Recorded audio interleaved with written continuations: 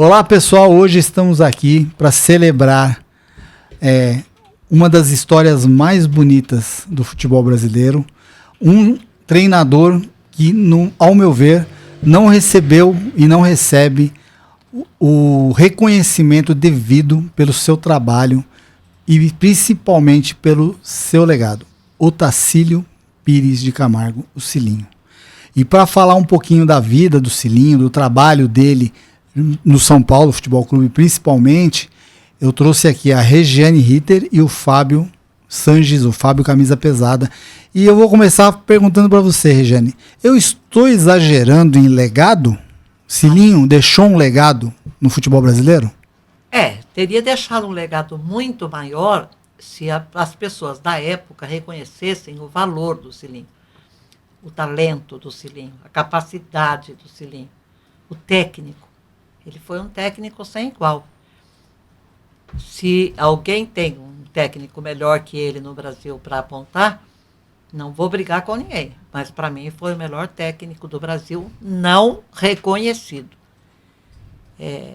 Muito grande o legado dele. Você vê que até hoje, você me contava há pouco, os jogadores elogiam o trabalho dele, falam do trabalho dele, e não falam com aquela proposta que se tem hoje, ou que se já tem há bastante tempo. É muito bom treinador, etc. e tal, aquela coisa decorada, decoreba, que faz com que todos sejam iguais. Acabam transformando os técnicos todos em técnicos iguais, treinadores iguais. O Cilinho era diferente. Cilinho, Otacílio Pires de Camargo. A pergunta que eu ia formular para você, Regiane, era a respeito da filosofia de trabalho. Eu conversei com o Sidney ponta esquerda do São Paulo. Sidney Trancinha. Isso. E ele dizia o seguinte para mim, né? Hoje nós vemos o futebol, a questão da a famosa posse de bola, em que o time fica lá atrás e quando termina o jogo, ou termina o primeiro tempo, você olha, o time está 2-0 para o adversário e o time que estava com a bola tem 82% de posse de bola. E o Cilinho, ele contou para mim, no caso, no dia que eu encontrei com ele, que ele exigia que os ponteiros, na época era ele na esquerda e o Miller na direita, não tocassem a bola para trás. Então eu queria perguntar para você, mais ainda, né? Se você viu isso acontecer mesmo de verdade, até porque nessa época você fazia parte, você que cobria o São Paulo Futebol Clube. Eu era São Paulo da hora que acordava até a hora que ia dormir. Fazia todos os jogos, todos os treinos, participava de todos os problemas médicos do time. Aquela coisa de eu tinha acesso à diretoria, à assessoria, claro, assessoria da diretoria, do gerente de futebol, e nós tínhamos conversas prolongadas a respeito, porque era interessante para mim. Eu estava aprendendo. O São Paulo foi o primeiro clube que eu fui setorista. Me recebeu de braços abertos, tinha uma diretoria, era o Carlos Miquel Baitar, presidente, o Jornal Juvencio, diretor de futebol, e o Cilinho era o treinador. E eu nunca vi, em todo o tempo que eu cobri o São Paulo, nunca vi o Cilinho defender uma bola atrasada. Ao contrário, ele ficava muito bravo, ele ficava muito irritado, e o jogador caía em desgraça com ele. Ele chamava o jogador depois, dentro do vestiário, ele fazia toda a limpeza dele dentro do vestiário.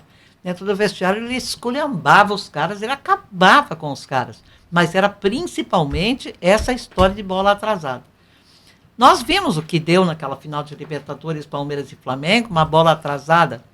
Se você pegar a jogada desde o começo, se o torcedor, se o amante do futebol tiver um pouquinho de paciência, e pegar a jogada desde o começo, você vê que ela sai lá de trás do Flamengo, a posse de bola é do Flamengo. Vem tocando.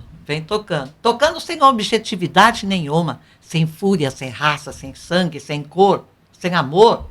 Negócio burocrático, muito burocrático. Eu diria, mais uma vez, burocrático.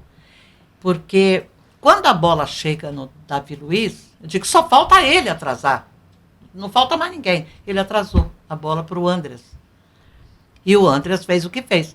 Você escorregar, você nunca escorregou na vida? Você nunca tropeçou?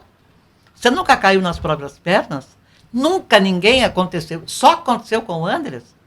Absolutamente. Aquele gol, ele tem 10% de quem começou a voltar a bola, começou a voltar a bola, e tem 40% do Davi Luiz e 40% do Andrés Pereira. Ah, mas foi ele que tropeçou.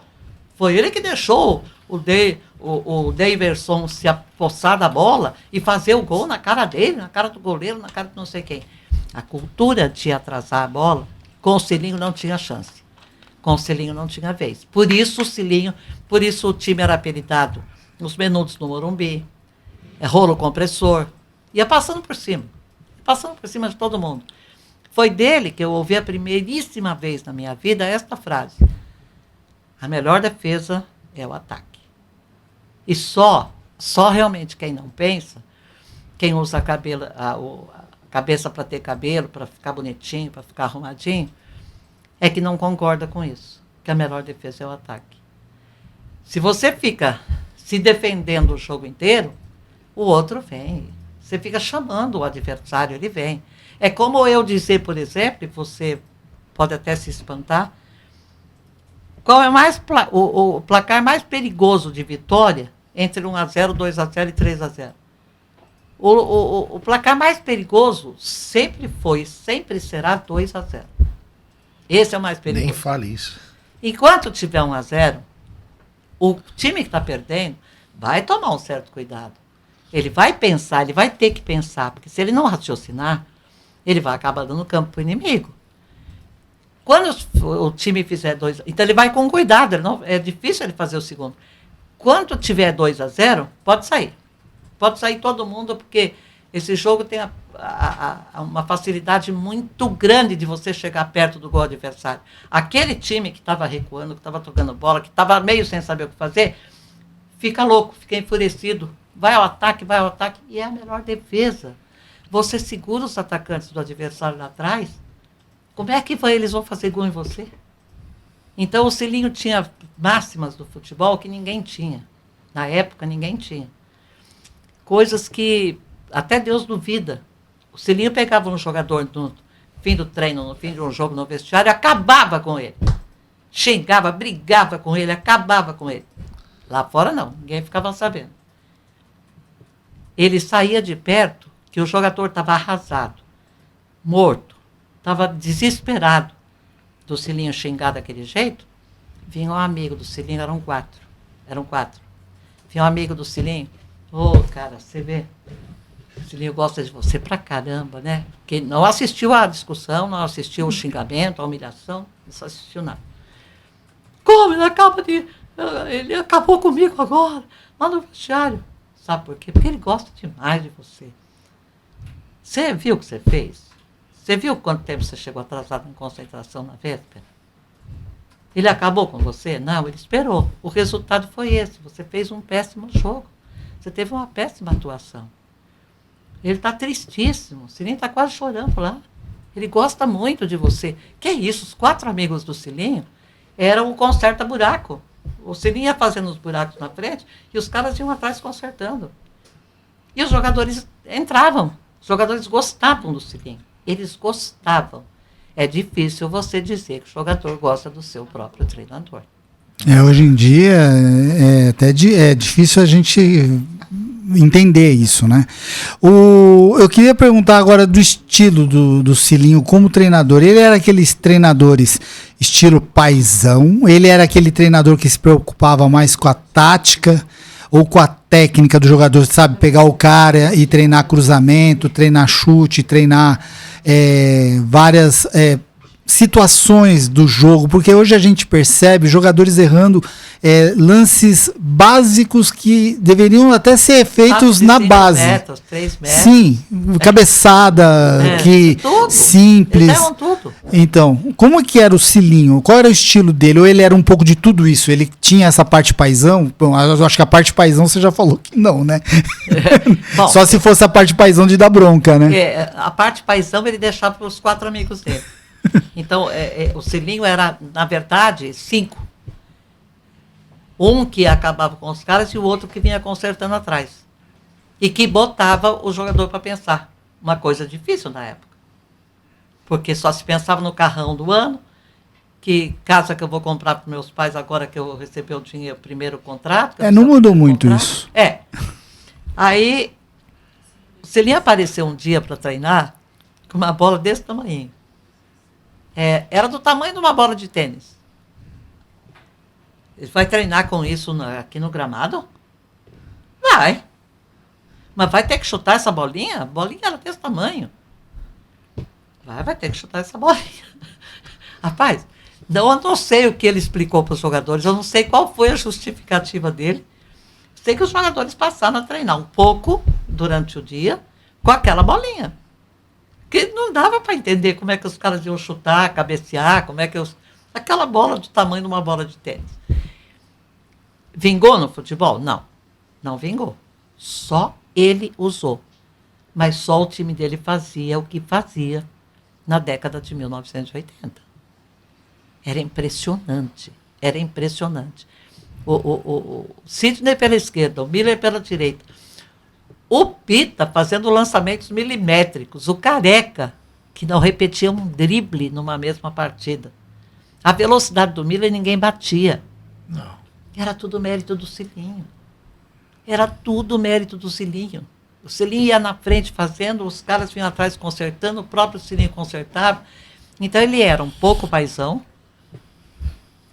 Eu me lembro que uma vez ele deu a bronca de um jogador, porque o jogador fez trancinha, Rastafari. Eu não me lembro exatamente não sei nem quem era o jogador, porque na época passou meio batido. Havia um problema maior no elenco e o jornalismo se direcionou para o outro problema. E depois eu comparei, depois de muitos anos, eu comparei com o Tele Santana, né? Então técnico do São Paulo, e o Macedo apareceu com a trancinha Rastafari. Essa do Macedo a gente lembra bem. Lembra? O Tele mandou ele voltar. Sim. Mandou ele voltar. E cortar tudo, arrancar aquilo. Tirar tudo aquilo. Ficou o dia inteiro fazendo, ficou o dia inteiro tirando.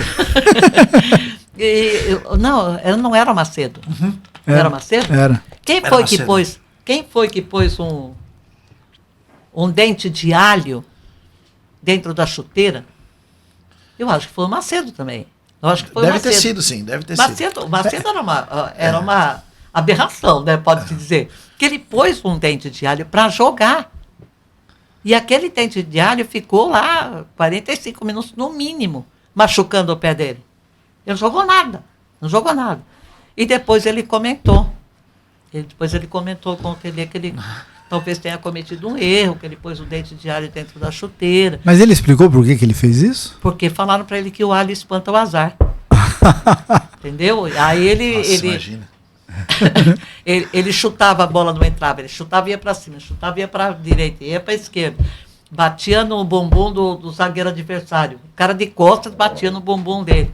Então falaram para ele, põe o alho lá, que o alho tira tudo isso. Ele pôs o alho e saiu mancando do Morumbi, foi embora mancando para casa, né? Então, tinha coisas incríveis no futebol que também não tem mais, viu? Também não tem mais, nada mais tem graça. Não tem mais romantismo. O romantismo do futebol sabe, de repente você vê o Luiz Pereira sendo dispensado pelo Palmeiras, sendo mandado embora do Palmeiras. Luiz Pereira. Mas o Luiz Pereira foi um dos maiores zagueiros do mundo. Então, na época, a gente chorava de um lado, a gente sorria do outro. O inimigo adorou que ele foi mandado embora, porque ele era um zagueiraço. O inimigo tentou comprar rápido.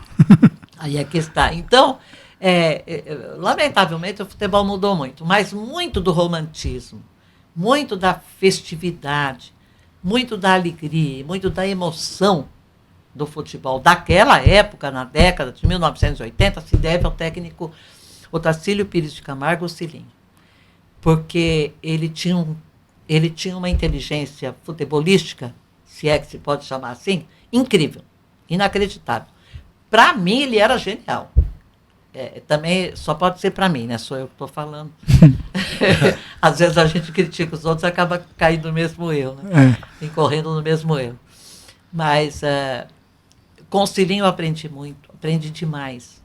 Aprendi principalmente que tinha tanta briga na época de jornalista com jogador de futebol, lembra?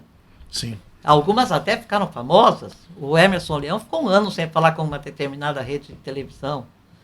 Então... O Jair Pisserni brigou com... Jair Pisserni, não. Jair Pisserni não brigou, ele bateu, né? Bateu, deu um burro na cara do... Acho que Gilvan Ribeiro, né? O Sérgio... Não, foi o Serginho. Foi o Serginho da cabeçada. Serginho deu uma cabeçada no Gilvan. Nossa, quase matou ele. Nossa Senhora. Deu uma cabeçada, pegou bem... Nossa. Eu não me lembro quem foi que o Jair Pisserni... Era um que ele treinava o Santo André, se eu não me engano, na época. São Caetano. E aí era um repórter de lá. Ele foi fazer uma pergunta meio que capitulosa e aí falou, ele falou, fala direito. Ele falou, fala direito você. E daí eles foram passar junto e saíram se agarraram. Nem isso existe, nem existe. Não, hoje mais. É processo. Hoje eu vou te processar. Hoje ninguém mais bate. Não, hoje não bate, não tenta agredir, não nada. Hoje, processo. O cilinho é como você disse. O cilinho é o romantismo. É o romantismo. É o que passava pra gente, que muitas vezes a gente até fala, e os mais novos ficam, vocês são saudosistas, vocês são...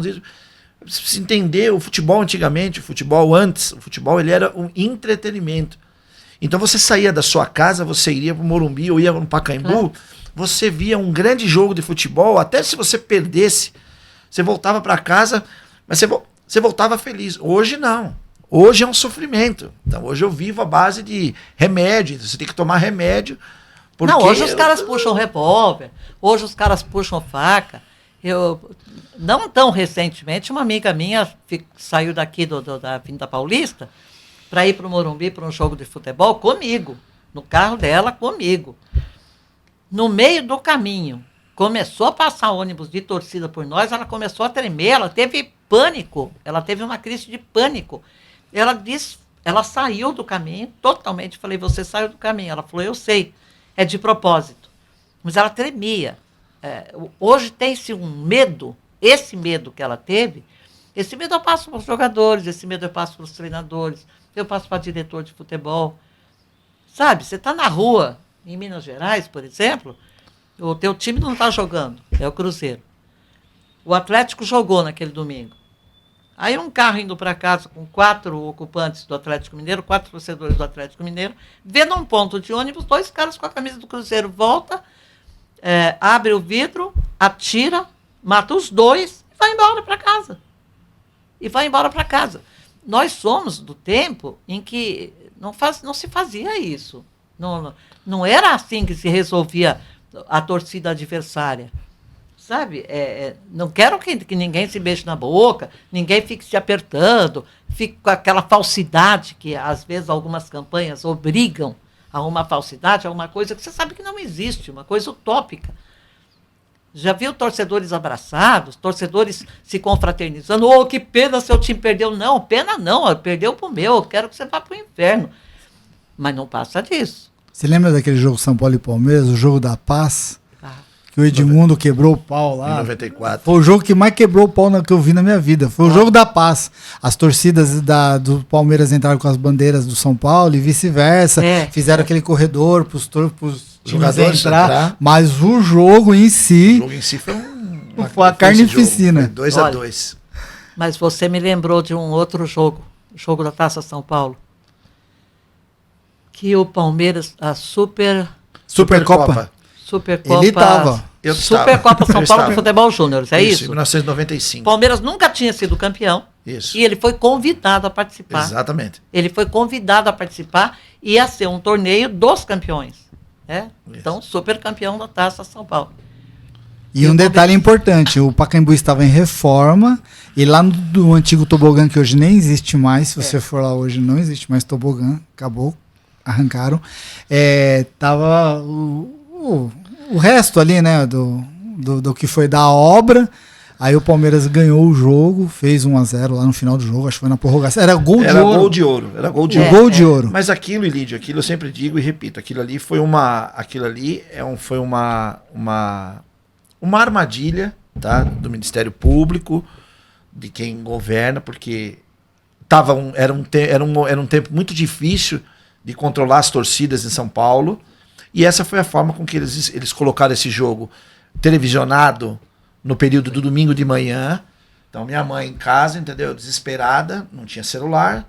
Eu lá no meio, lá, e joga pedra para cá e volta pedra para lá, e aquela coisa toda. Mais ou menos em torno de 30, 40 minutos de guerra, de um lado e do outro.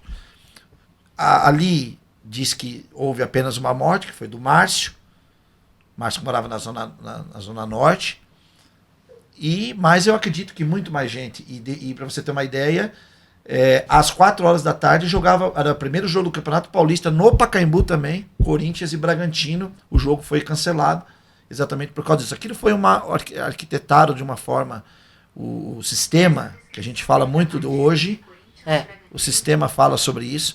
Mas assim, eu acho que essa questão que eu estou dizendo, da questão do cilinho, do romantismo, é muito mais aquilo que a questão de que antigamente era uma alegria enorme você ir no estádio para ver esse time do São Paulo. Eu muitas vezes faço a comparação. Qual o melhor time que o São Paulo teve? O do Telê, o do Cilinho ou a Máquina Impiedosa? A de 80, 81. Aí você pega, acredito que você deve ter o mesmo pensamento que eu. O mais campeão foi o do Telê, o que jogava mais bonito era o do Cilinho. Era o do Cilinho. O do Cilinho, ele dava, era jogos de 4, e era jogos de 5, jogava muito era jogos também. de 6, né? E assim, e uma velocidade, um rápido raciocínio. E o Cilinho, que era a segunda pergunta que eu ia lhe fazer, em 85 o São Paulo contrata, o São Paulo sempre foi aquele time que mais ou menos cresceu o Real Madrid, de querer contratar jogadores, né? Principalmente quando estava em fim de carreira. São Paulo contrata o Falcão. Foi o fim do Cilinho. Então, o fim do Cilinho foi a contratação do Falcão por um pool de empresas. Essa era a pergunta. E o Cilinho, ele desembarca. Eu fui no jogo de estreia dele, que foi contra o Internacional. Foi um gol contra. Hein? O São Paulo ganhou de 1-0. O Falcão não tinha condição de jogar, era visível. Ele vinha já baleado. Como ele não tinha condição de jogar na Copa de 86. Exatamente. O mesmo Telê Santana. Exatamente. E aí, o que acontece? O Cilinho, é isso que exatamente que eu ia lhe perguntar. O Cilinho vê que coloca ele no time, não funciona, perde o poder de marcação, tem alguns resultados de revés, e ele coloca... Qual é o treinador que teria coragem hoje de fazer uma situação dessa? Ele coloca o juvenil Márcio Araújo, número 15, para poder fazer a marcação. E a senhora, você acabou de dizer a respeito né, que isso foi o fim dele. Foi o fim do Cilinho. Quando esse pool de empresas contratou o Falcão, contratou por... Eu não sei, me pergunta por que eles contrataram o Falcão. Eu vou ligar amanhã para o Carlos Miguel e perguntar por que mesmo vocês contrataram o Falcão em 85, porque o time estava pronto.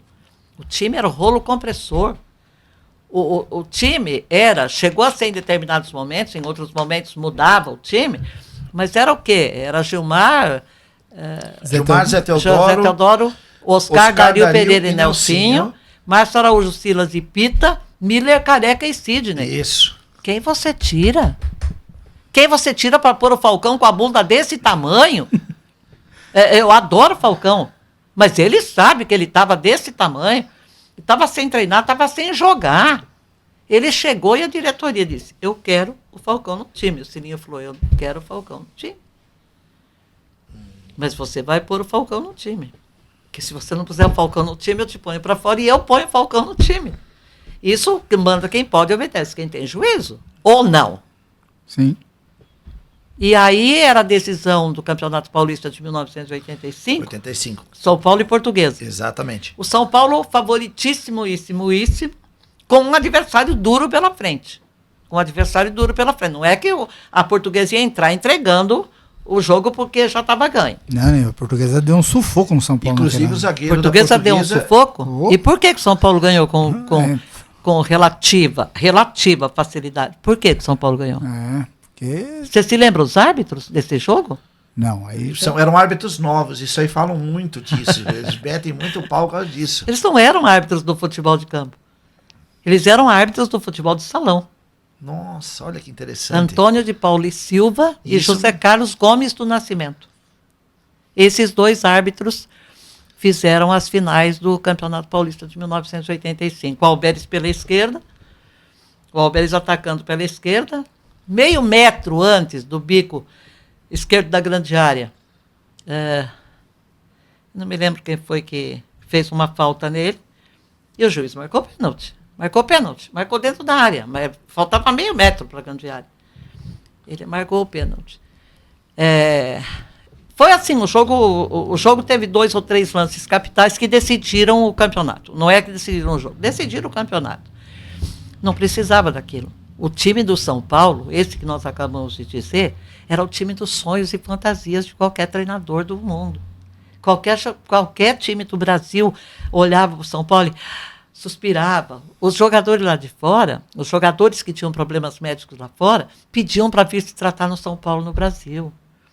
Pediam para conhecer o Refis, que o São Paulo tinha implantado o Refis, Marco Aurélio Cunha tinha implantado o Refis, era um centro de recuperação de atletas contundidos, espetacular, cinematográfico, com equipamentos de última geração. Era uma loucura, São Paulo era uma loucura. Ricardo Oliveira, todo mundo queria vir, queria ficar se recuperando no São Paulo, jogando um pouquinho no São Paulo. Você imagina se os de fora queriam, os daqui de dentro, então, como seria, né? Era um sonho. São Paulo era o sonho máximo. E o que aconteceu? O Cilinho tirou. Quem que ele tirou do time para entrar o Falcão? O Márcio Araújo. O Márcio Araújo. Não, meu medo era que ele tirasse o Pita, né? Meu medo era que ele tirasse o Pita. Porque... Ou o Silas, né? Ele podia tirar também o Silas. Se fosse hoje, provavelmente seria. Seria. Provavelmente seria. Ele ia colocar mais um volante do que colocar o meia daquele poder extraordinário e mágico de jogar a cara do Pita. Depois do Pita, eu não vi mais ninguém igual. Ninguém parecido. Você viu alguém parecido? Não. Depois do Pita? Não. Nossa. Já que você entrou nessa história do Pita, eu vou fazer uma pergunta rapidinho. Em 86, o Pita merecia ou não ir para a Copa? Ele não era o melhor meia esquerda do Brasil na época? Nós ganhamos a Copa? Não. Por que será? Por que será? Porque o Tele insistiu em levar os mesmos alguns jogadores de 82 que já não tinham mais condição de jogar em 86. Você tinha as melhores flechas do mercado. O Miller? Mas não tinha um arco. Você leva as flechas maravilhosas, espetaculares. Miller, Sidney, Careca. Careca não repetia um drible na mesma partida. Para com isso. Pergunta para um jogador hoje... Não, e todos no ápice, né, da carreira. Todos no ápice da carreira. Todos no apogeu. Aí, ele convocou 8 jogadores do São Paulo. E dispensou 3. E depois cortou 3. Porque sempre se convocou a mais e sempre se cortou a menos. E ele não convocou o Pita. Aí eu disse, gente, ele está levando as flechas, está esquecendo o arco. Quem vai lançar essas flechas? Aquele lançamento do Pita, no jogo de 1985, Palmeiras de São Paulo, Pacaembu 4-4. O drible que ele faz. O lançamento que ele fez para o Careca, no pênalti. Isso mesmo. O lançamento que ele fez para o Careca, eu não sei calcular metros, mas era um lançamento longínquo e que ele fez, atravessando o campo praticamente de um lado a outro, ele fez no pé do Careca. O Careca ficou com a bola, com quem ele tinha uma intimidade absurda, vergonhosa, era muito grande a intimidade que ele tinha com a bola. Ficou ele, a bola, o gol e Emerson Leão. E aí, o que ele faz? Ele vai para dentro, cuidado com dentro da área, viu? Ele vai para a área com a bola dominada e sofre pênalti. O Leão sabia o que estava fazendo. Ele sabia que o gol ia acontecer se ele não fizesse o pênalti. Ele fez. E o Careca cobrou o pênalti. Mas ele meteu um tirombaço na bola. O Careca não batia bem pênalti. A bola bateu no travessão e voltou. Deu contra-ataque pro Palmeiras. A bola voltou, o Leão pegou a bola, cobrou. Ele chegou a cobrar o tiro de meta. Acho que sim. Chegou a cobrar o tiro de meta, eu acho. Foi o último gol, né? Foi o último gol. Eu acho. Eu brinco às vezes, mas eu não tenho certeza. Eu brinco às vezes que foi uma bola de Ditinho para Ditinho Souza. De Leão para Ditinho, de Ditinho para Ditinho Souza. Eu falei, quem tem 2 Ditinho, não adianta ter o Careca, o Pita, o Miller, o Silas, o Márcio Araújo. Porque o que aconteceu naquele jogo foi absurdo. E, Lídio, você não acredita. Você estava lá? Estava no jogo? Não, nesse jogo não. Você não acredita, aquele Pacaembu. Você estava? Não, eu não estava nesse jogo. Eu não estava, mas eu estudei bastante esse jogo. Então pensa um pouco. O São Paulo sempre na frente. E favoritíssimo. Eu estou falando, o Palmeiras tinha Ditinho Souza. Então você vai me desculpar. Que nesse me mesmo desculpem jogo, os Ditinhos, mas... É que nesse mesmo jogo teve aquele gol antológico do Pita, que ele driblou todo mundo, né? Ele driblou meio time do Palmeiras, deixou o Leão sentado no chão e fez o gol. Sim. E não entrou com a bola e tudo. Porque teve humildade igual com o diria. Ele não teve... como é que ele me... Eu entrava com bola e tudo. Eu entrava chutando a bola de novo lá dentro do gol. Chutava de novo. Você parava em cima da linha e dava de calcanhar. Aquele gol antológico, espetacular, maravilhoso. Até hoje a gente vira e mexe, está vendo esse gol por aí. E a torcida do Palmeiras, de um lado, a torcida do São Paulo do outro. São Paulo 1-0, São Paulo 2, que eu não sei a ordem dos gols. São Paulo 2. E a torcida do Palmeiras começou a se mexer, começou a xingar, começou a vaiar. São Paulo 3. E a torcida do Palmeiras começou a levantar. Levantava e rolava bandeirão, na época era permitido, né? Rolava o bandeirão. Começava a descer, o Palmeiras marcava. Aí a torcida do Palmeiras parava, não sabia se desenrolava ou não o bandeirão. Aí vai São Paulo 4, vamos supor, São Paulo 2, 3, 4, olha. A grande torcida do Palmeiras não era maior que a do São Paulo naquele dia, porque o São Paulo era favoritíssimo, repito. Mas a torcida do Palmeiras, na sua grande maioria, não viu o gol de empate. Já tinha saído, né? Já tinha tudo saído. Que teve o pênalti e foi embora. Já tinha saído. Quando saiu o pênalti, você só via a gente saindo rápido antes que cobrasse. Antes da cobrança do pênalti. Para evitar até a tiração de sarro, né? Exato. Porque antigamente era bem pertinho, uma torcida da outra aqui, né? E tem outra coisa. Ver dói. Dói, eu sei que dói. Saber que tá levando o gol é uma coisa. Dói. Mas ver dói 10 vezes mais. É judiação. É masoquismo. Olhar é masoquismo. Agora, quem vai imaginar que o Careca vai dar um tirombaço, vai dar um chutaço no travessão, que volta, o Leão pega, o Leão joga, e sai o gol, o juiz apita o fim do jogo, 4-4. 4-4. Foi o jogo do ano. Foi o gol de 10 anos. Foi o gol mais bonito de 10 anos, gol do Pita. Foi um negócio impressionante. Aquele jogo foi impressionante. Teve total colaboração do Palmeiras. Eu não sei, um anjo da guarda desceu do céu e falou, olha, vocês não perdem hoje, vocês não perdem. É impressionante. Mas esse futebol, para mim, esse futebol do São Paulo nasceu com o Cilinho. E tinha que crescer com o Cilinho, e tinha que ser com o Cilinho até a seleção brasileira. Sabe? De repente o Cilinho era muito simples. Ele não era simples. E essa era a pergunta que eu ia fazer, que eu iria lhe fazer. O Cilinho, 85, 86, né? Ele estava no auge ali. 86 é a Copa do Mundo. Eu lembro na época quem era o técnico da seleção brasileira era o Evaristo de Macedo. E o Evaristo de Macedo tem péssimos resultados e é mandado embora. Até o Tele estava fazendo... O Tele tinha virado comentarista e começou até a criticar, que coisa que assim a gente não imaginava que o Tele fazia, né? Porque o Tele, assim, para mim, né, a minha trilhagem de técnicos do São Paulo, eu coloco o Tele Santana como o concurso, e o segundo colocado, para mim, é o Cilinho, pela coragem, pelo desenvolvimento do futebol, e por tudo que eu vi. Precisa ter muita coragem de fazer o time jogar como ele queria que jogasse, ter coragem para você colocar jovens, na época o São Paulo tinha o Manu, tinha outros, Renatinho. Então tinha muito, não tinha medo, Zé Carlinhos, o próprio Ronaldão. O Ronaldão. Então, assim, isso é muita coragem. Você vê que hoje os trabalhos, é muito mais em você buscar o jogador pronto. A Europa hoje está vindo buscar jogadores aqui, já não está vindo mais buscar lá como era antigamente, né? Hoje você vê já... Minto, hoje é o contrário, eles vêm pegar lá porque eles querem adaptar do jeito deles. O jogador já não sai como era antigamente, por exemplo, assim, que nem diferente do que aconteceu com o Hendrick e com o outro menino do Palmeiras, o Estevam.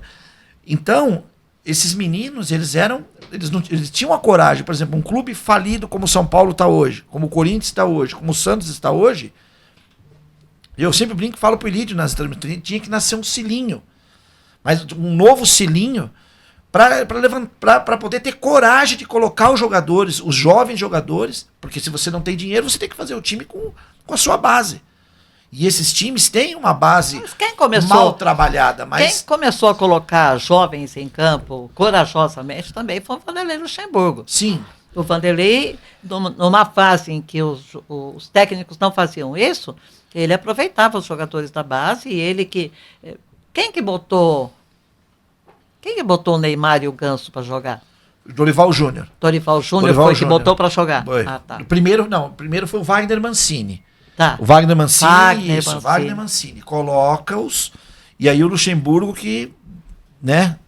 Nessa esteira de quem fez isso, quem fez aquilo, quem que inventou que o Fernando Diniz é técnico? Nossa, eu ia perguntar isso. Eu falei assim, o que o Cilinho falaria hoje do Fernando Diniz, do estilo do jogo? Eu acho que o Cilinho não falaria. Ele não falaria, mas... Ele pegava o chapéu e ia embora. Porque não dá para entender, cara. Não dá para explicar. Se não dá para explicar, não, e o pior é que todo mundo joga assim hoje.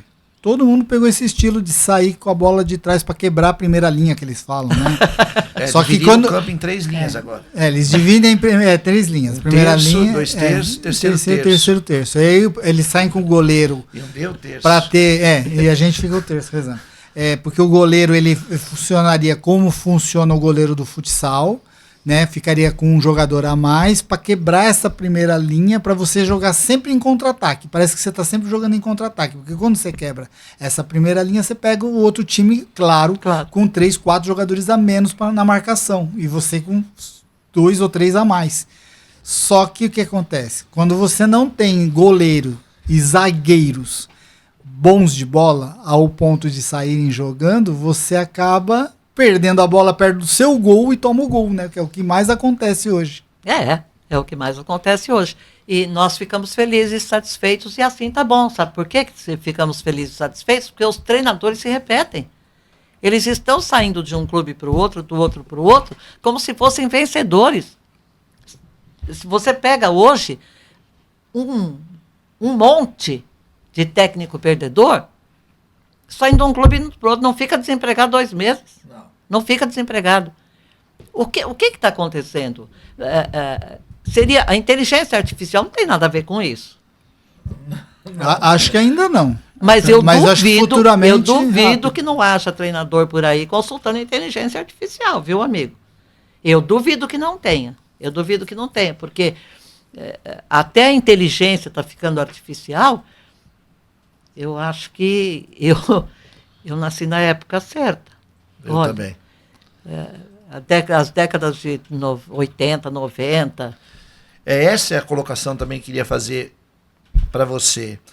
Você foi de um tempo em que você chegava, por exemplo, no centro de treinamento da Barra Funda, ou no próprio Morumbi, com o São Paulo, quando não tinha o centro de treinamento da Barra Funda, o São Paulo treinava no Morumbi. Isso, eu lembro. Acho que até 91. Acho que foi em 91 que o São Paulo começou a ter o centro de treinamento da Barra Funda. Em 90 eu lembro até que tem aquela discussão entre o Gilmar e o Zete, que um treinava num gol, o outro treinava no outro. O Gilmar bravo, porque contrataram o Zete, entendeu? Quando o Zete chegou quebrado, é mais ou menos como você falou, foi para o São Paulo para se cuidar. E daí eles eram amigos, e depois, quando começou a disputar a posição, não eram mais amigos. Aí já não eram mais amigos. Não eram mais amigos. E tem né, eu vou dar o crédito, né? Tem uma página no YouTube chamada Morumbiteca, e ele tem esses dois, e o repórter vai lá fazer entrevista com eles, assim, e aí, mas Gilmar, e aí? Como é que tá a questão do Zete? Aí ele pra lá e eu pra cá. E você, Zete? E aí, o Zete com aquele cabelão, assim, o Zete com um cabelão grandão, assim, sabe? E aí ele fala também, né? O Zete fala, Eu cheguei aqui, né, ele me recebeu muito bem, mas não sei o que aconteceu, que agora só porque eu estou titular. Enfim, hoje nós não podemos falar que tipo de trabalho. O que a gente vê hoje de trabalho, nós, quando estamos lá, por exemplo, antes de começar um jogo, é que eles fazem? Eles reduzem o campo e ficam fazendo tipo um bobinho. Entendeu? Tipo um bobinho. E quando vai para os chutes, você chora. Você chora porque... A gente vê no aquecimento. O aquecimento. E você viu, por exemplo, o que o Cilinho fazia. Nossa. Você viu, talvez, por exemplo, o pique de velocidade. Você deve ter visto o Sidney ali treinando bater falta. Ou o cara batia falta, a bola batia na forquilha. Hoje você não treina fundamentos, você não treina pode, nada. Porque o filosofia não deixa. Não deixa. Não deixa, porque diz que pode estragar a panturrilha. E a gente é obrigado a assistir o que a gente assiste hoje. Olha, eu estava pensando, né? No passado também houve erros absurdos, erros cometidos por treinadores, erros cometidos por diretorias, mas muito menos do que hoje. Mas muito menos do que hoje. Hoje fica incompreensível você descobrir, por curiosidade, apenas por curiosidade, como é que um time devendo 2 bilhões de reais contrata jogadores que cada chute que ele dá vale 5 milhões. 3. Oi? Se é o Corinthians, é 3 bilhões que eles devem. O São Paulo 1, Corinthians 3. Ah, tá. Bilhões. E se juntar o Santos, 5. 5. Barbaridade. Então você fica imaginando como é que esses times devendo esse dinheiro que a gente não consegue mensurar, você não consegue entender quando que um de nós vai ganhar esse dinheiro em 70 anos de carreira. Não vai ganhar esse dinheiro em 70 anos de carreira. E eles continuam contratando, mas eles continuam contratando. Aí o jogador fica bravo porque não está recebendo isso, não está recebendo direito de imagem, para variar. Para variar, não está recebendo salário em dia, não está recebendo isso em dia, e não está recebendo os bônus, porque antigamente era bicho. Agora, como é particular, como é individualizado, agora é bônus. Então, os bônus que o Memphis tem no Corinthians são ridículos e absurdos. Absurdos. Você ganha as luvas, você ganha isso, você ganha para vir para cá, você ganha para treinar, você ganha para jogar, e você ganha para fazer gol, você ganha para dar assistência. Escuta, quando que você ficou sabendo, na sua vida, que um jogador foi multado porque perdeu um pênalti? Então. Nunca foi multado porque perdeu um pênalti. Nunca foi multado porque foi expulso e entregou o jogo. Entregou o jogo, modo de dizer, entre aspas, porque ele foi expulso, o time ficou com 10 em campo e perdeu, depois disso, a culpa é dele. E sem contar que no outro jogo ele também não joga. E também não joga. Quando você ouviu dizer que ele foi multado? Nunca. Ué, mas que política é essa? Essa política está errada, essa política só favorece. Essa política só favorece os jogadores, os empresários, os comissionados, os infelizes, os gangsters do futebol. E o clube? O clube deve 2 bilhões, o outro deve 3 bilhões, o outro deve 1 bilhão, o outro deve... Gente, só deve. Não paga, são dívidas impagáveis. Não paga. Isso não é que são impagáveis porque eles não têm dinheiro. Não tem porque ninguém vai cobrar. Ninguém vai cobrar. Mas fica você devendo para a fazenda, você fica devendo seu imposto de renda do ano, para ver se eles não vêm cobrar. Para ver se você não tem todas as consequências funestas. Você deixa de votar e não paga a multa porque deixou de votar, você não pode viajar para o exterior. Nós vivemos num mundo de fantasia. Nós vivemos num mundo de faz de conta. Mas tá bom assim. Ilídio, tá ruim, mas tá bom. Porque a diversão do povo é o ópio do povo. O futebol é o ópio do povo? É o ópio do povo. E aí? E nós? Não, nós vamos presos daqui a pouco. Parei. Então, dos treinos que você conseguiu ver do Cilinho, Aham. Tem algum, assim, específico que te chamou a atenção, assim, alguma coisa diferente? Olha, Além do da bolinha, né? Esse treino com a da bolinha, bolinha. esse treino com a bolinha, eu nunca vou esquecer, jamais esquecerei. Mais 4 encarnações na Terra eu vou estar lembrando desse treino com a bolinha, porque até hoje eu não entendi. Mas o time jogava pra caramba, o time jogava o fino da bola.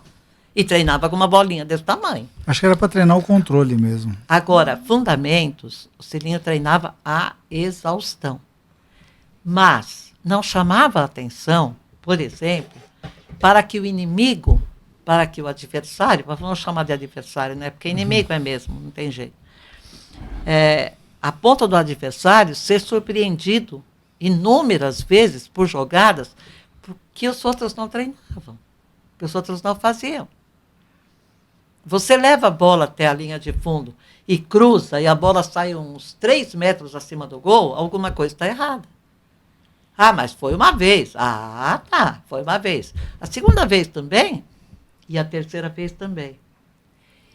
Mas aconteceu a quarta vez? Aconteceu. E sabe o que acontece? Ah, mas é o Neymar. Ele pode. Ele pode, ele tem um crédito espetacular. Mas até quando? Eu adoro o Neymar. Eu acho que o Neymar é o último dos moicanos e acabou. A partir daí, acabou mesmo. Mas acabou mesmo. Não vem com essa palhaçada de... Você vai ver cada um que vai aparecer, e o fulano e tal, e não sei o quê, não sei o quê. Até agora fazendo um quase miraculo, e o quase impossível pela idade, pela ida, até agora o Estevão. Até agora o Estevão oferece 10% de possibilidade de ser um gênio da bola. Ele tem essa possibilidade. Aliás, por falar em gênios da bola, quem é o gênio da bola para você atualmente? Atualmente jogando? Quem é o gênio da bola? Bom, o Messi ainda joga, né? Mas brasileiro, quer saber? Não, qualquer um. Qualquer um que ainda seja gênio, ainda faça jogadas de gênio. É claro que não vamos exigir dele uma velocidade que ele tinha há 10, 20 anos atrás. É o Messi, né? Gênio da bola. É o Messi. E o Messi? É o Messi. Porque Até o Cristiano, quando? ele é esforçado, ele é um outro estilo. É uma né? máquina. Ele né? é uma máquina, ele é um cara como se que se prepara, que corre, que luta, mas ele não tem a habilidade Messi que é o o Messi romântico. tem. É o romântico. Messi é o romântico. Eu vou dizer a você que se tivesse 3 Cristiano Ronaldo no futebol mundial, 3 Cristiano Ronaldo, eu veria uma luz no fim do túnel. Imagina se o Neymar tivesse a vontade que o Cristiano Ronaldo tem. Se você juntar, o Cristiano Ronaldo é um atleta, 200% atleta. Ele é atleta. Ele não faz tatuagem porque ele doa sangue. E quem faz tatuagem tem que ficar não sei quantos anos sem doar sangue.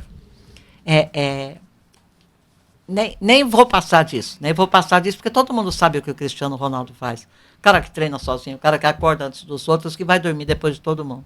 Não tem jeito. O Cristiano Ronaldo... O cara que treina nas férias. Ele treina nas férias. Agora, ele é uma máquina?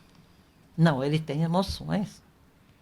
Se ele não fosse um poço de emoções, ele não faria o que ele faz. Porque ele sabe, ele está cansado de saber, pela inteligência que ele tem, e não é artificial, ele sabe que ele já teria parado com essa idade. Se ele não fizesse o que ele fez a vida inteira, ele já teria parado. E quem seria o único prejudicado? Ele. O único prejudicado, não. Prejudicados seríamos nós, que não estaríamos vendo um cara com a idade dele fazendo gol. Fazendo gol. 2 gols num jogo. E correndo para fazer o terceiro, e correndo para fazer o quarto, e correndo feito um garoto de 20 anos. E os nossos garotos de 20 anos, com a língua de fora, 1 metro língua de fora, com 35 minutos de jogo, parece aquele cachorro que correu, caiu do caminhão, ficou correndo atrás do caminhão. Gente, nós levamos o futebol para um caminho oposto àquele caminho que o Cilinho queria levar. O Cilinho, para mim, é o símbolo do que teria sido a salvação do futebol brasileiro. Ou, pelo menos, prolongamento. Ia prolongar, por mais alguns anos, a arte do futebol brasileiro. Porque o Cilinho era pura arte. O Cilinho, ele não estava desesperado atrás do resultado. Ele não estava alucinado. Ai, se eu não... não ganhar um título, se eu não me aproximar, eu vou ser mandado embora. Não é um... Como é que chama ele? Esqueci, Scarpini. Bom, tem o Carpini hoje. Também. Tem o Carpini, Fernando Diniz, tem um monte aí. Tem um monte de treinador. Um que eu estou esperando alguma coisa dele, que eu espero não me decepcionar, o tal do Guanais, né? O técnico do Mirassol. Não lembro o nome dele. Técnico do Mirassol. Isso mesmo. Então eu acho que o Cilinho, que chamava a atenção nele era tudo que ele fazia. Tudo. E ele treinava ele treinava o time principal com os jogadores da base. Os jogadores da base eram os adversários. Quando eles chegavam pro profissional, eles já chegavam Conhecendo. já chegavam sem medo. Chegavam sem medo de errar, de ser feliz. E já sabia como o time titular jogava. Exato. Então o Cilinho era o cara que não tinha medo de tirar o Antônio Carlos da volância e colocar na zaga. Mas, professor, não, nada de professor. Fica aí. Só que nunca ele falou fica aí e deixou Deus dará. Ele ficava aqui, na cabeça do jogador, ele ficava aqui na cabeça do jogador. E o Antônio Carlos se tornou, a meu ver, o melhor zagueiro do Brasil no tempo em que ele jogava. Porque ele era o único que tinha condições. Nós tínhamos desespero de colocar líbero, lembra? Líbero, a Europa está jogando com líbero, nós vamos jogar com líbero. Só tinha 2 jogadores aqui no estado de São Paulo, prontos para serem líberos, Antônio Carlos e Valber. Antônio Carlos e Valber, concorda? Sim. E ele não tinha medo. Vê se você vê hoje o treinador fazer isso, pegar um cara daqui e colocar aqui, ou colocar do meio lá atrás. Ele se tornou, Antônio Carlos, um zagueiraço. E eu acho a inteligência também do treinador nisso aí. Hoje, não vou nem falar o nome, mas hoje, por exemplo, o treinador, o exemplo, eu tenho que dar um exemplo, não adianta, eu tenho que falar o nome. O Fernando Diniz, ele quer que ele quer que o Léo Pelé faça isso. E aí você vê a carreira do menino. O menino hoje está no Atlético Paranaense. É criticado, descaracterizou o menino. O Diego Costa era um jogador no São Paulo de muita volúpia, aquele zagueiro brabo e tal, desde a época da base. Afinal, em Córdoba que eu fui, a pior viagem que eu fiz, porque eu fui de carro. Tá. Eu fui de Curitiba a Córdoba, na Argentina, de carro. Só isso? Em quatro, nós fomos ver a final do Sul-Americano. São Paulo perdeu de 2-0 para esse mesmo centroavante que está no Santos aí, que a torcida do Santos quer matar ele. O Lautaro Dias. Lautaro Dias. Tá. Ele acabou com o jogo. Tá. Porque eles achavam isso que o Ilídio falou. Esses meninos não tinham capacidade. Olha que nós estamos falando de Antônio Carlos Zago. Nós estamos falando de Valber. Fazer o quê? Esses caras, eles sabiam jogar bola. Então, para eles era muito mais fácil. Era o fino da bola. Era o fino da bola. Agora, e eles tiveram como o Kleber poderia excelente. jogar? O Clebão podia jogar nisso aí? Não. O Ronaldão? O Ronaldão poderia? Não. Não. O Ronaldão um dia numa conversa falou, hoje eu estava lascado, porque hoje eu ia ter que ser o zagueiro construtor. Antigamente nós tínhamos zagueiro. O Oscar era um que saía. Nossa. Né? A classe, um gentleman. Como jogava o Oscar. Além de uma simpatia e uma humildade. Um dia eu falei para um cara no Morumbi, eu falei, sabe quem que é esse cara aqui, velho? Sabe quem é esse cara que é capitão da seleção brasileira? E ele para mim assim, calma, que eu fico nervoso. Conta do Dario Pereira, que foi lá onde você vende as camisetas. Ninguém conhecia o Dario Pereira. Ninguém conhecia. Eu caí para trás quando eu vi ele. Olha. Ele sentou no meu carro, eu falei que eu não ia vender o carro. O carro pegou fogo. Pior que pegou fogo mesmo. Pegou fogo. Mas ele sentou, pediu licença. Eu fui a prudente atrás dele, que eu sou colecionador de camiseta, e eu tive uma camisa dele, eu queria que ele autografasse. Uhum. Eu falei que eu vim de Curitiba, aí eu queria dar uma camisa, eu faço camisa retrô, eu queria dar uma camisa. Não, amigo, você veio de Curitiba pra cá, nossa, mas que... Só que ele fala naquele sabe, aquele português que é mais dele, né? difícil de entender, mas assim, uma educação, um tratamento com você. Não, tinha que levar ele para Prudente, porque deixaram nós num parte hotel em Epitácio, que é a divisa com Mato Grosso. Aquela coisa linda, assim. E aí tinha que levar eles até Prudente, que era uma festa de São Paulino. Ele entrou no carro, pediu da licença. Eu falei, não, quer que eu saia?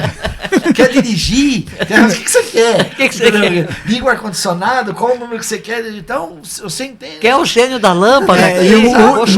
Mas o resto, todo mundo. Imagina. Nem sei Agora, quem é. Com todo respeito. Quem é esse tiozinho? Os caras sabiam. Sabe? Então, é assim.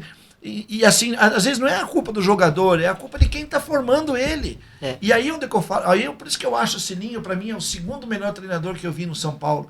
Porque isso confirma, porque quando você conversa com o Ronaldão, quando você fala com o Silas, quando você fala com algum outro jogador, com o Sidney mesmo, Fábio, se eu pegasse a bola e tocasse para trás, era pau em mim. Era pau. Pau no gato, sem massagem. Não, e ele não alisava. O Silinho nunca alisou. Ele não fazia isso, vou repetir, publicamente. Ele não fazia. Mas quando ele reunia os jogadores no vestiário e demoravam para subir para o treino, eu falava, gente, vai subir um com um bico desse tamanho, outro com um bico desse tamanho, vai subir um outro chorando, vai subir outro chorando, e outro nem vai subir. Ele amarrava a camisa na cabeça. Eu esqueci, minha cabeça não é boa. Eu ia trazer uma camisa dele da época do São Paulo, de treino da Lecoq, de 1984. Entendi. Eu ia trazer, era até pra senhora ver tudo e tal, certinho, assim, porque nessa hora que eu falo, né, como é que a gente queria que essas pessoas estivessem em vida pra gente autografar, pra isso ficar eterno, né? Porque isso pra mim isso é... O problema é que quando ele esquece é 490 km para voltar para pegar. Mas assim, uma hora a gente marcar, vou mostrar. Eu tenho uma assim, dificuldade muito grande, às vezes, em falar do Silinho, porque eu me emociono muito. Eu acho que o futebol deve muito a ele, mas deve demais a ele. Deve as coisas que não fez, o reconhecimento que não teve, a vergonha na cara, que nunca existiu no futebol, vergonha na cara. Dignidade é raríssimo de encontrar. Mas o Silinho era um cara... Para mim, ele era um gênio. Entre os treinadores de futebol, ele era um gênio. E o fato a saída dele do São Paulo, até hoje eu não consigo entender, até hoje eu não consigo engolir, até hoje eu não consigo... Eu nunca vi uma injustiça tão grande no futebol, se alguém tiver uma maior, que tente me lembrar, do que a saída do Silinho do São Paulo. Porque o Carlos Miguel Aidar chegou para o Silinho e falou, você tem 24 meses para pôr esse time para andar e para ganhar títulos. 24 meses. Eu só queria queria ter certeza, precisão de datas e dias e tempo, para saber em quanto tempo que ele deu o resultado que deu. Porque, do jeito que o São Paulo jogava, quem era São Paulino morria de felicidade. Agora, quem não era São Paulino gostava do que via, por quê? Porque era uma esperança do futebol sobreviver como ele deveria.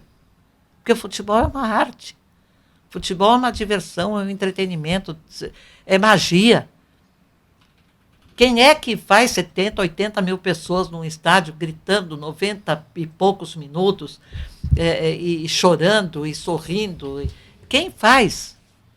Não fala que um músico, que uma banda faz isso, que fica 80, 90 minutos fazendo um estádio inteiro gritar, cantar. Então, o Silinho foi, para mim, o melhor técnico do Brasil de todos os tempos. Se eu não conheci os técnicos de antes, eu não posso falar. Mas do Silinho para cá, eu conheci o Silinho. Ah, mas tá vendo? Vocês deixam mulher entrar em futebol, mulher só fala besteira. Quem é o Silinho? A pergunta é essa. A pergunta se repete. Quem é o Silinho? O Silinho foi o melhor técnico brasileiro que existiu enquanto eu trabalhei, enquanto eu vi, enquanto eu assisti, enquanto eu acompanhei futebol. Foi o melhor. E como ele foi demitido, e como ele saiu do futebol. Ele saiu do futebol, sabe, por um absurdo que não dá para entender. A prostituição no futebol é muito grande.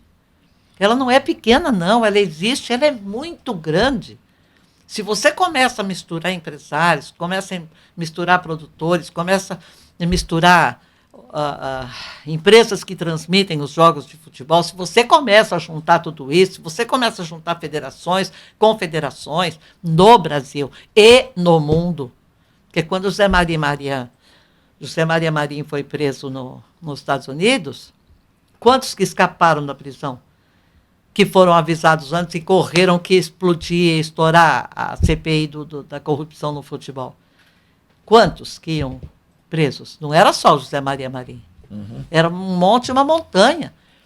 Quem foi que vendeu voando, correndo, com prejuízo, 2 apartamentos em Miami?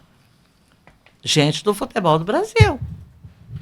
Então, nós temos uma engrenagem toda montada, um esquema, como você acha, o sistema, por exemplo, você não pode entrar no sistema. Agora, então, pelo amor de Deus, sai de perto. Sai de perto que é perigoso. Nós deixamos escapar. Mas foi pela ganância, foi pelos olhos grandes, foi pelo o maldito dinheiro, viu o metal, motivando. Quem viu o metal está pouco se lixando para o futebol, gente. Pelo amor de Deus.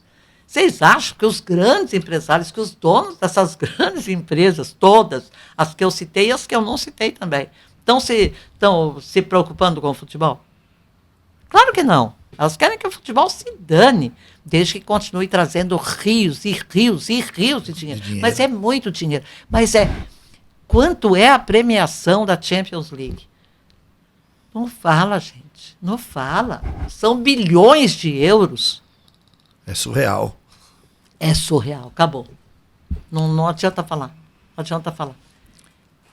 Não dá para falar. Para a gente concluir a nossa entrevista, né, falar de Cilinho, como que era o tratamento dele com vocês, repórteres? Hoje são setoristas, que a gente chama, né? Mas na época eram repórteres. Vocês também iam para o vestiário levar bronca ou era tranquilo? Como que era a relação? Olha, repórter Cilinho. A relação era muito boa. Nunca soube de ninguém com quem ele tenha brigado, nunca soube de ninguém que ele tenha proibido, nunca soube de ninguém que ele deixou de falar, com quem ele deixou de falar. Mas ele era tranquilo para dar entrevista? Ele era muito Como tranquilo. que ele falava? Você imitou ele aí. Imita ele de novo. Correto? Eu não posso ter o meu lateral correndo pela esquerda? Correto? Correto. Hoje eu monto assim. Correto. Tudo ele perguntava correto no fim, até o dia que eu falei para ele, correto? Antes dele responder. E ele começou a rir, falou, tá me imitando? Eu falei, tô. Ele falou, então não falo mais correto. Mas 5 minutos depois, ele estava falando 10 mil vezes correto. Era espetacular a relação. Só rapidamente para concluir, com relação à relacionamento, uma quarta-feira gelada, 2 mil torcedores no Morumbi, ou seja, ninguém. No Morumbi. Normal. Um frio. Naquela época era normal. Hoje não.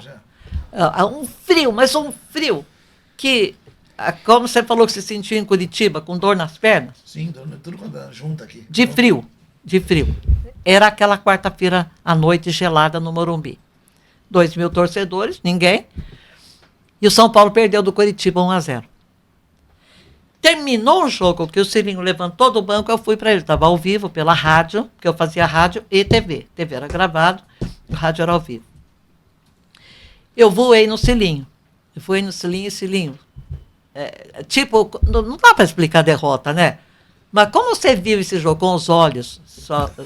Eu jamais perguntaria isso. Como você viu esse jogo? Mas eu fui nele, quando eu cheguei, falei, Cilinho, voou um sapato, um tênis, e caiu perto de nós. Ele me pegou pelo cotovelo e falou, vamos sair daqui. E começou a me levar em direção ao túnel. Ele falou, vamos para o vestiário. No caminho eu falei, eu não entro no vestiário antes que os jogadores estejam parcialmente vestidos e você deveria saber disso. Já faz quase 6 meses que eu estou cobrindo o São Paulo, 8 meses. Ele falou, o quê? Você não entra no vestiário com os outros jornalistas? Eu falei, não, eu entro bem depois. E o São Paulo era o único clube que tinha no vestiário um elevador que levava os jogadores para o alojamento, naturalmente para a garagem, para onde estavam os carros, quem ia embora. Quem ficava no São Paulo subia pelo elevador. Então, as 4, 5, 10 estrelas do São Paulo subiam e ficavam os cabeça de bagre. Ficavam os chamados, né, Zé? Sim. O Zé. E ele falou, eu não me conformo se você não entrar com os jogadores. Você é profissionalíssima, você é respeitadíssima aqui como profissional. Como que você não entra no vestiário? Você não quer entrar no vestiário? Eu falei, não pode entrar no vestiário, Cilinho. Ele falou, pode? Ah, pode. E segurando meu cotovelo. E nós entramos pelo vestiário dos jogadores. Os jornalistas estavam esperando no saguão, tinham dado a volta, estavam esperando no saguão para a liberação para entrar. E nós entramos, eu e o Cilinho. E era jogador pelado para todo lado. Você olhava para a esquerda, tinha, você olhava para a direita, tinha, não tinha para onde olhar. Então, né, o teto do vestiário estava interessante para ficar olhando. E ele foi o responsável por... Menos de 6 meses depois, tinha acabado o vestiário. Menos de 6 meses depois. Até então, era uma festa. Todo mundo ia para o vestiário, era jogador embaixo do chuveiro, o cara do jornal segurando para não molhar o papel. E menos de 6 meses depois começou a fechar vestiário, eles construíram um box em volta dos chuveiros. Enfim, o Cilinho foi responsável por uma guinada. Foi uma histórica decisão a dele. Porque não tem cabimento, tinha uma mulher dentro do vestiário e 25 homens nus. Então, eu falei, Cilinho, obrigada, você é muito legal, você é muito gentil. Não, pelo amor de Deus, não agradeça nada. Você soma no São Paulo. Você não divide, nunca dividiu. Eu olhei para ele e falei, é verdade, eu nunca dividi mesmo. Nunca arrumei uma encrenca, nunca contei nada que não pudesse contar, nunca escondi nada que eu soubesse e os outros jornalistas não soubessem. Entendeu? Eu só tinha um manejo diferente. Era não fazer sensacionalismo. Se você não fizer sensacionalismo, você pode fazer economia, esporte, você pode fazer qualquer jornalismo, qualquer setor. Então, eu acho que o Cilinho, ele não tinha essa bondade, essa generosidade, ele não teve isso só comigo, ele fazia com todos os jornalistas. Ele nunca prejudicou ninguém, nunca brigou com ninguém, nunca proibiu ninguém, nunca fez silêncio com ninguém. Entendeu? E eu acho que essa humildade em excesso, essa simplicidade em excesso... Acabou atrapalhando. Fez o mal que fez para o Pita.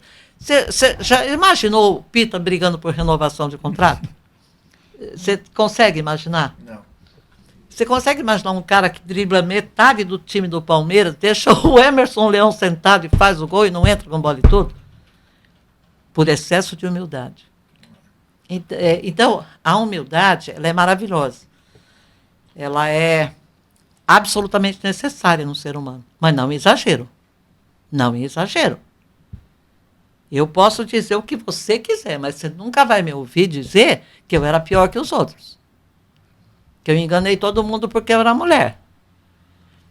Você vai me ouvir dizer que eu era uma excelente repórter. Eu sempre me achei uma excelente repórter. Não achava assim grande coisa como comentarista quando participava dos programas. Mas era uma boa âncora de jornal, quando eu apresentei jornal com o Kleber Machado e o Roberto Avalone na Gazeta, mais de um ano. Apresentei na Record nos esportes. Então, não vou sair falando que eu era a melhor do mundo, mas não era pior que ninguém. Eu não era pior que ninguém. Eu sempre me achei uma vencedora e o Cilinho era um grande vencedor, dentro do silêncio dele, dentro da humildade dele, dentro daquela quietude dele, aquela coisa do interior. O Cilinho era um homem do interior. Simples, né? Isso não cai bem. Isso não cai bem. Tem que ser arrogante, tem que ser malcriado, tem que se impor. Tem que mascar chiclete, ficar com a boca aberta desse tamanho, com aquele chicletão aparecendo. Você cansa de ensinar suas crianças em casa para não mastigar de boca aberta, vem um cara na televisão, a televisão fecha o close na cara dele e fica mostrando para suas crianças aquele cara mastigando com a boca desse tamanho. Sabe? Então, o Celino não soube misturar as coisas. Ele não dosou a humildade dele, não dosou a simplicidade dele, a coisa interiorana dele, e dançou. Que é o que acontece com a grande maioria. Quem são os vencedores? Claro que às vezes tem muita capacidade, às vezes tem menos capacidade e mais empáfia, mais arrogância, mais contundência. Sim. Tem que ser contundente também às vezes. Mas é a vida, né, Elídio?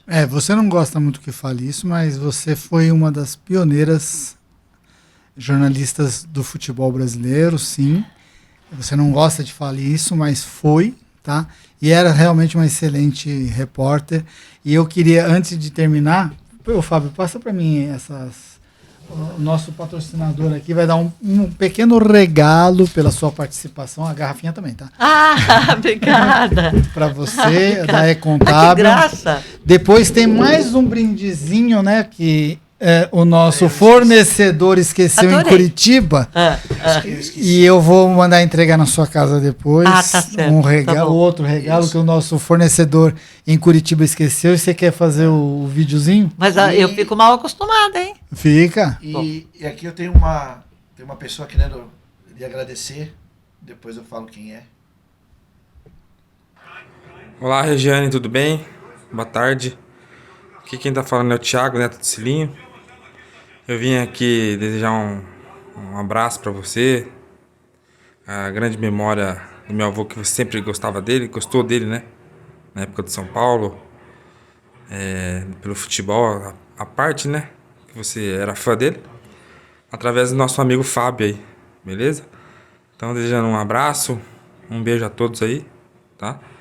E muito bacana essa memória sua aí ao meu avô, tá bom? E qualquer dia a gente combinar aí de se encontrar. Um abraço, viu? Obrigada, Thiago. Um abraço. Obrigada, Fábio. A gente tentou trazer, mas por infelicidade, né, ele compromisso de trabalho, ele não pôde vir. A gente tentou, né, até o último dia conseguir trazer o Thiago, mas não deu. Neto do Cilinho. É neto do Cilinho. Eu quero lhe convidar, até conversei com ele. Quero lhe convidar para a gente, num fim de semana, se você puder, a gente vai com a rádio. Foi feita uma praça em Campinas, um centro de excelência, assim, para que os jovens pudessem, com o nome dele. E como eu sou dessa época dos anos 80, e eu trabalho com isso, eu fiz todas as camisas que ele usava. Tem umas da Lecoq, aquela vermelha que ele usava de São Paulo, que tem ele ensinando, conversando com o Pita, conversando com o Careca. Entendi. E os outros atrás. E eu conhecia não sei se você sabe, a filha dele, que é a mãe do Thiago, o nome dela é Cilinha. Tá. É Cilinha. Cilinha. E eu vou marcar pra gente ir lá, claro, pra você poder conhecê-los, entendeu? E eles querem, sabe? Será um enorme prazer. E a gente, vamos marcar aí com o Elide, vamos fazer um evento da rádio. Mas é isso aí. A Bíblia diz, né? Honra quem te honra, né? E isso é uma coisa para você. E o que o Elide falou é verdade. Poucas pessoas não têm a minha noção do que você foi, mas a gente lembra. E a gente não vai esquecer nunca. Eu sempre digo isso, que isso é uma coisa que vai durar para a vida inteira da gente. O que eu posso dizer? Obrigada é uma palavra tão pequena, tão simples. Mas aqui fica todo o meu carinho, minha gratidão, porque o reconhecimento é muito mais importante que qualquer outro tipo de benesse, qualquer tipo de benefício, qualquer coisa que você receba em troca daquilo que você fez, daquilo que você foi, daquilo que você contribuiu ou deixou de contribuir. Obrigada, Elídio, obrigada, Fábio, Bárbara. Alexander, obrigada. Obrigada a você que está em casa, você que está curtindo, você que vai ficar curtindo, eu sei. É um programa muito gostoso, é muito humano. Não sei se tem muito espaço hoje em dia para esse tipo de comportamento. Ser humano é mexer com os sentimentos, mas mexer de forma positiva, deixando sempre uma mensagem, deixando sempre um caminho aberto. Nada está fechado, nada está totalmente fechado, nada está completamente fechado, irreversivelmente fechado. Eu acho que nós temos a obrigação sacrossanta de buscar os melhores caminhos. Sabe, eu gostaria que hoje fosse 1985 e eu pudesse falar para o Cilinho tudo o que eu toda a vida pensei dele. Tive chance de falar, mas não podia ficar babando, porque nós éramos profissionais, né? Mas eu nunca escondi de ninguém minha admiração profunda pelo Cilinho. Eu acho que, obrigada, Ilídio, por você ter tido a iniciativa de homenagear o Cilinho depois de tanto tempo, né? E buscar dentro da gente lembranças que a gente pensava estarem adormecidas, não estavam, correto? Então, obrigada. A gente aqui da Rádio Futimais, né, eu e o Fábio, a gente sempre fala, né, que a gente tem essa obrigação de trazer essa memória aí para o pessoal mais jovem que não viu, jogadores, treinadores, até dirigentes mesmo, a gente já trouxe também, preparador físico, a gente já entrevistou o Dr. Turíbio, a gente já entrevistou o Moraci Santana, a gente já entrevistou essa galera, alguns ainda estão vivos, né, graças a Deus a gente ainda consegue trazer, né, porque é legal a gente tentar fazer a homenagem para a pessoa quando ela ainda está com a gente, né? Claro. Mas quando não é possível, como é o fato aqui agora, né, com o Cilinho, a gente resgatar o grande treinador que ele foi e a grande contribuição que ele deu para o São Paulo e para o futebol brasileiro. Na época, dando essa contribuição ao São Paulo, ele estava dando para todo o futebol brasileiro, sim, porque era uma escola. Você mesmo falou, da seleção brasileira, 8 jogadores eram do São Paulo, depois dispensaram 3, mas ficaram mesmo assim, né? 5 e o Pita jogadores. Não foi. E o Pita não foi. Então você que está se ligando aqui na Rádio Futimais, segue a gente aqui, porque a gente vai trazer mais gente, a gente vai trazer mais vezes. Vou trazer a Regiane outras vezes para falar de outros assuntos. Tem vários assuntos que a gente pode explorar. Uma pessoa que ficou tanto tempo trabalhando no jornalismo esportivo e, como eu falei, foi sim uma das pioneiras no esporte, uma das pioneiras, uma das mulheres, uma das primeiras mulheres. Ela não é a primeira, tem outras, né? Você já falou até, você quer falar o nome das meninas? Uma das pioneiras é absolutamente aceitável. Uma das pioneiras, sim, uma das primeiras. Mas antes de mim trabalharam Claudete Troiano, a Jurema Iara. Eu sempre esqueço o nome importante de uma delas, não adianta, aquela coisa que não entra na cabeça. Nunca entrou. Mas antes de mim trabalharam outras. Nós tivemos. É que elas ficavam 3 a 6 meses no máximo e paravam. Elas mudavam de editoria, pediam para mudar de editoria. Depois, com o tempo, eu estava muito ocupada aprendendo, muito ocupada correndo, muito ocupada trabalhando em torno da notícia para ver se cavava o lugar ao sol. Então eu não perguntava, mas o tempo passou e eu descobri sozinha por que elas pediam para mudar de editoria. Ninguém aguentava, Ilídio, Fábio, ninguém aguentava trabalhar no futebol 8 dias por semana, 35 dias por mês. Viagens. Viagens. Eu fiquei, em 93, 84 dias grudada na seleção brasileira em Teresópolis, sediada no Rio de Janeiro, e viajando, indo e voltando para os jogos, Nesses 84 dias, eu não fui um dia em casa, nenhum. Qual marido aguentaria isso? Qual noivo aguentaria isso? Qual filho aguentaria isso?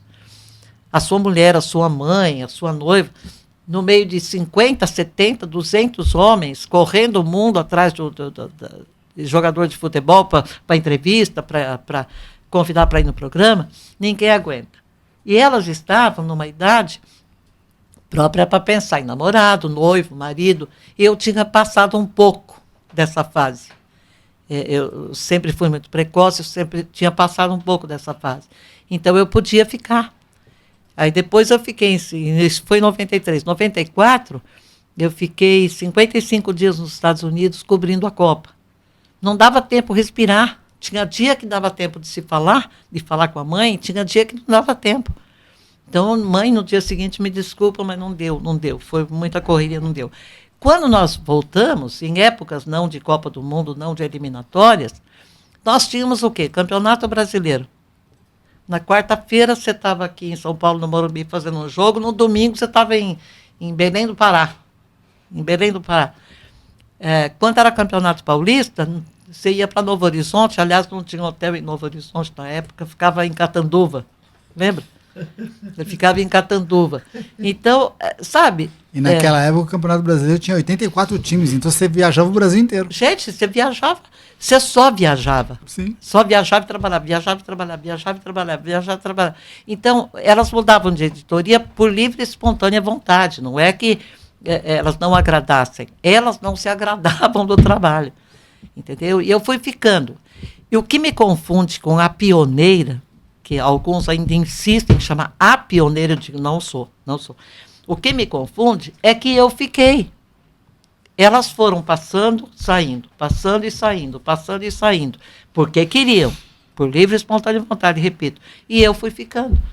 E aí eu fiquei como a pioneira. Então não é por uma má razão, é por uma boa razão. Mas não gosto de ser injusta, porque havia outras antes de mim. Então tá bom, mas muito obrigado pela participação. Eu é que agradeço. E vamos marcar direitinho esse negócio pra gente ir lá em Campinas conhecer a família do Cilinho, tá?